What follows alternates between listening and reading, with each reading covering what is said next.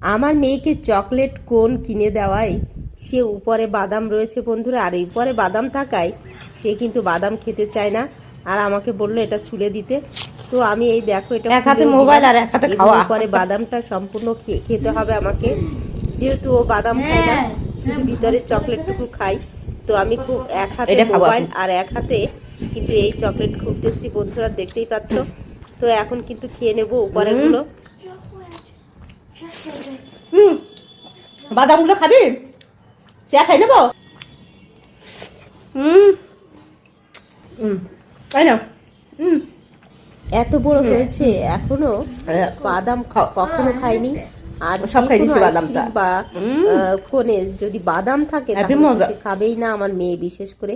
কিন্তু ছেলে আবার খায়। এই দেখো ছেলেরটা একটু খেতে চেয়েছিলাম, ওরে বাবা রে বাবা, আর একটু খাইতে চাইছিলাম। এরা যে চাটাটা চাটলো, ওরে ভাই দেখেন, আইসক্রিমের ভিতর সাইডটি পুইসে শেষ করছো, আবার খাওয়া যায় এখন?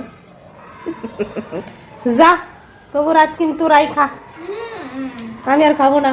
ওই দেখেন আইসক্রিম কি করছে সাইডটি, সে কিটা খাবে ও? জীবনেও তো খাবো না আমি। আমি যদি খাই, আমি আসলে কিনি না আইসক্রিম, ও বই কিনে দেই, যেহেতু চকলেট আইসক্রিম হচ্ছে 60 টাকা পিস, তাই আমি কিনি না। কিন্তু ও তার তল্প অল্প খাই। তা আজকে দেখেন এমন চাটাটা চাটছে, ও আর খাওয়া যায় কন?